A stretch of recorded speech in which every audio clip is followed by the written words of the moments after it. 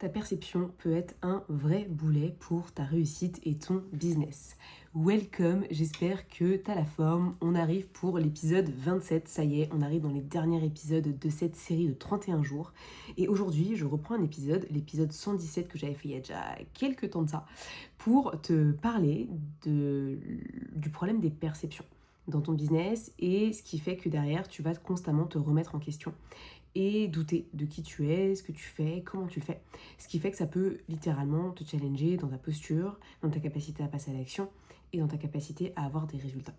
La perception, c'est quoi ? La perception, c'est tout ce que tu imagines, crois vrai aujourd'hui par rapport à ce que tu fais, qui tu es, ce que tu ressens, ce que tu vis, les émotions qui te traversent. Et c'est que du subjectif. C'est-à-dire que ce sont que des choses que tu imagines vraies parce qu'elles viennent répondre à quelque chose qui te parle aujourd'hui. Par exemple, tu vas peut-être te dire, aujourd'hui je suis coincée dans mon business, j'ai l'impression que je suis épuisée dans ce que je fais, il n'y a plus rien qui me nourrit, c'est compliqué. Ce sont des perceptions par rapport à un ressenti, par rapport à un feeling, par rapport à un constat de fatigue. Et ce genre de perception-là, ça vient tuer ta créativité, ta capacité à réussir, ta capacité à être dans une action qui soit cohérente, bienveillante, intéressante, parce que tu vas te focaliser sur quelque chose qui est néfaste, désagréable pour toi. Et ça, on le fait tous. Même moi, je me mets dans le lot. On le fait tous parce que on a des moments de notre vie où ça va pas, où c'est pas forcément fun, où on est fatigué, on n'est pas bien. Et on va mettre ça un peu sur la faute et sur le dos de ce truc, c'est-à-dire cette perception-là. Et sauf que cette perception, elle donne des mauvaises ondes. Elle file un mauvais coton, tout simplement. Elle nous empêche de passer à l'action. Elle nous empêche de faire les choses de la bonne manière. Ce qui fait que derrière, on va constamment rester bloqué dans ces perceptions-là, jusqu'au moment où on va se dire, ok, je me réveille le cocotier, je me secoue et je passe à autre chose, et je viens recréer de l'énergie qui soit agréable pour justement avancer sur mes projets, mes business et juste ma vie de manière globale. Est-ce que toi, en ce moment, tu vois, tu ressens ces perceptions-là un peu désagréables qui peuvent justement venir te challenger? Parce que peut-être on s'en rend pas compte parce que des fois c'est finalement juste ce qu'on se raconte dans notre quotidien qui vient mettre un truc là-dessus, mais ça peut vraiment devenir un gros problème. Comment est-ce qu'on fait justement pour passer au-delà de ça? Déjà, première chose, il faut comprendre un petit peu si on a des perceptions comme ça en ce moment, des perceptions qui sont néfastes, des perceptions qui viennent nous rabaisser, nous faire sentir vraiment des petites merdes, quoi, tout simplement. Bon, peut-être pas à ce point-là, mais qui viennent peut-être venir taquiner un petit peu notre ego et nous dire que on n'est pas assez, on n'est pas à la hauteur, il nous manque quelque chose, etc. Et si c'est le cas, ok. Déjà, première chose, c'est le comprendre, le voir, l'observer, savoir ce qui se passe. La deuxième chose derrière que je vais te proposer de faire, c'est te demander pourquoi est-ce qu'en ce moment je ressens ça. Qu'est-ce qui fait que là maintenant, j'ai ce besoin de partager ces perceptions, pourquoi est-ce qu'elles ressortent là maintenant, qu'est-ce qui se passe dans ma vie, de quoi j'ai vraiment besoin. Parce que souvent on s'en rend pas compte, mais on est en mode pilote automatique. On se dit non mais attends, il faut que je fasse ci pour réussir, il faut que je fasse ça après, et puis il faut que j'enchaîne avec ça. C'est que du bullshit mental. Si toi t'arrives pas à suivre, il y a un moment donné, il faut dire stop. Et c'est à toi de venir trancher. Personne d'autre pourra trancher à ta place, donc ça va être important que tu arrives à trancher toi-même sur ce qui va être bon ou pas pour toi.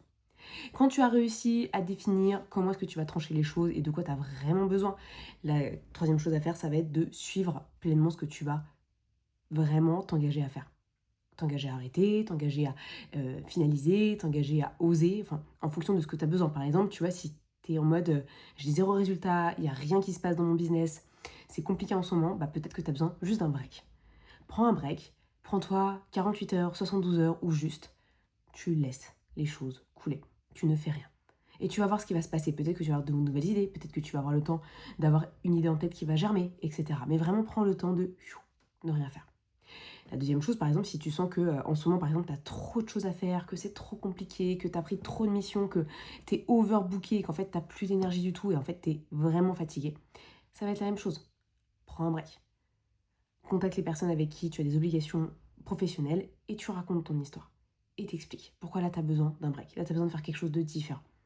Parce qu'à un moment donné, tu peux pas être l'esclave de ce que tu as construit. Ça ne sert à rien. Par contre, aujourd'hui, si tu es perdu dans ce que tu veux faire, tu te dis, mais mince, ça me correspond plus, c'est pas forcément ce que j'aime.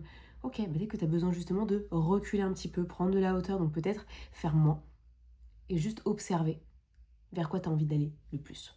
Et tu vas voir peut-être que ça va t'aider justement à y voir plus clair et à changer un peu ces perceptions et ces croyances que tu peux avoir qui sont peut-être aujourd'hui néfastes pour toi et qui t'empêchent d'avancer. D'accord? Donc déjà, prendre ce temps-là.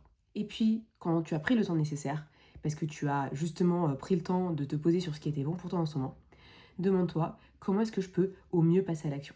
Quelles sont les actions qui vont être écologiques, bénéfiques pour moi et mon business pour la suite. Parce qu'on peut toujours essayer rêver que les choses vont être différentes, etc. Mais le plus important, ça va être vraiment de l'implémenter, quoi. Parce que tu peux toujours imaginer que ça va être mieux plus tard, mais si tu ne le fais pas réellement dans ton quotidien, je suis pas sûre que ça arrive. Donc c'est important que tu prennes ce temps pour te dire, ok, là maintenant, c'est ça que je veux. Donc je vais mettre en place les éléments pour que justement j'arrive là où j'ai envie d'aller. Et donc reprendre avec clarté un plan d'action qui soit cohérent, clair, précis, concis et qui te corresponde. Mais encore une fois, qui corresponde aussi à ton marché, à ce que tu as vraiment envie de faire et qui puisse apporter de la valeur ajoutée à tes potentiels prospects, d'accord? C'est tout un truc global comme ça à mettre en place, ok?